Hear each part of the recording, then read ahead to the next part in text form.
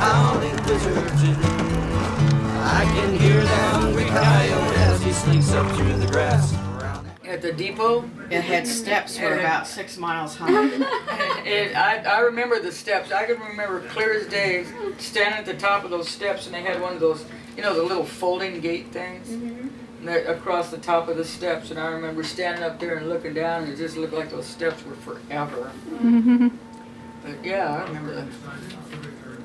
Bring a blanket, There was an old guy from Oxford that come and bring his little projector, one of those wheel projectors with the threaded the film on one wheel, you know.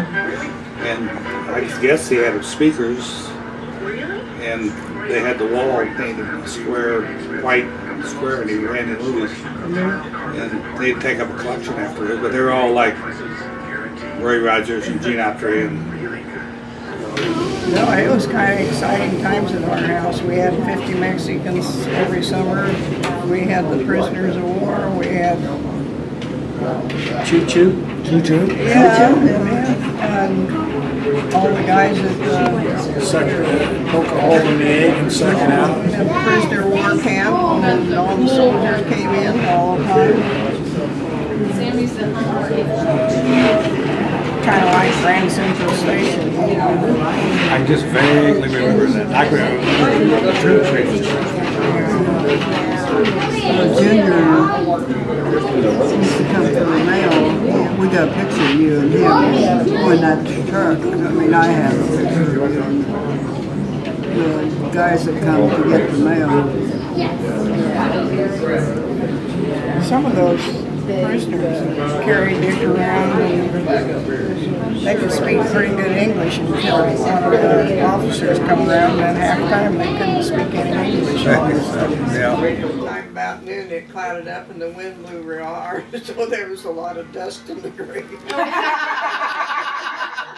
A lot of dust in the gravy. That's pretty down home. Yeah. You want some gravy?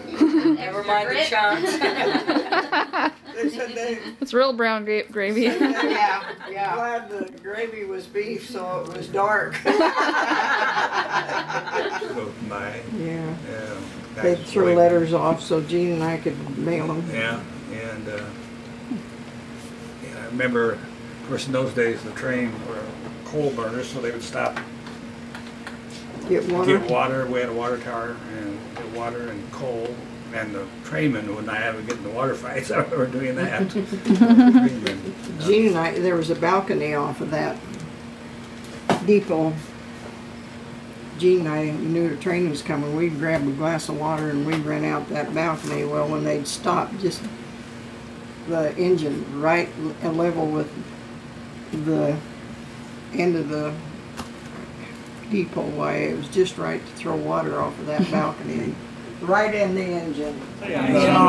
My memory and his might not match, but I can remember him and I going across the tracks and sneaking onto the caboose where the conductor kept his cigars and the playing cards, and maybe we would get into things a little bit.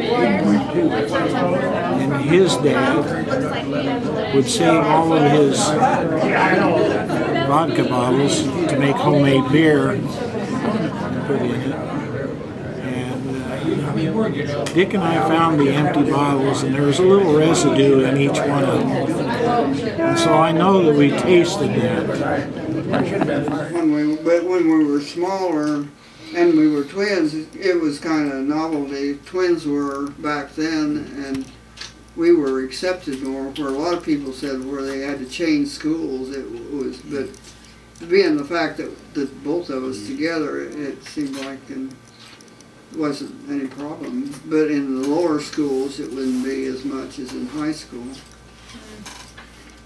In the half of the building where the grade school was, you'd have a number of grades in there, and in that room, and the teacher would call you up, call, you know, the second grade or what, and we'd go up front and have our lessons, and then she'd call the next grade up. We'd go back to our seats, and she'd called the next grade up, and Gladys Peterson was our teacher for a while, and Ron, her son, was in my class, and Mrs. Overholzer, and I can't remember. Soldiers and some prisoners would come to the depot all the time to pick up supplies or ship things out, including bodies, and then the farmers would bring their cream cans in, sit them out on the brick walkway there, then they'd be shipped out on the train. Mom would tag them and keep track of it. Sometimes they would boil over. You start about the smell. Oh, the cream? Yeah. Oh, that's terrible. Yeah. And then send Gene and I down, well, go get the tag number off of some car that's down the railroad track. A couple of times there'd be cars parked there, rail cars, and crawl under them. And I did that one time, and the inspector was on the other side, grabbed me by the collar and told me that I wasn't supposed to be doing that. But we had chickens and... Well, they bring in boxes of baby chicken, and you get these cardboard boxes or some kind of box with holes in, and all these little chicks that cheep, cheep, cheep, cheep, cheep, cheep, you know, and ducks and chickens. And we played a lot of cowboys and Indians in that yard. To me, back then, that was a huge park. And rows of hollyhocks and spirea bushes and lilacs, plenty of room to play. A lot of the neighbor kids would come over and play.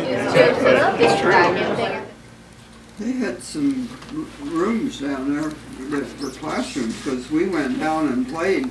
There was 12 boys and B and I in the class, and these boys decided that they were going to have their algebra downstairs. So we go downstairs and have the algebra class, and they played catch with a ball and broke a window. It's kind of like being in a pit. There was a railing, I don't know if it went clear around, but it was well, they couldn't get teachers, and the teachers couldn't handle the kids, and that's the reason we went to Mascot, because they had to close the high school, because I think the war was coming on, and they knew they were going to have to go into service, I think, and they kind of got rowdy or something. Couldn't control the kids, boys. But the boys were treated Dean and I okay. I mean, we said 1942 the high school was discontinued. How cute. Yeah. And the grade school didn't close until 1966.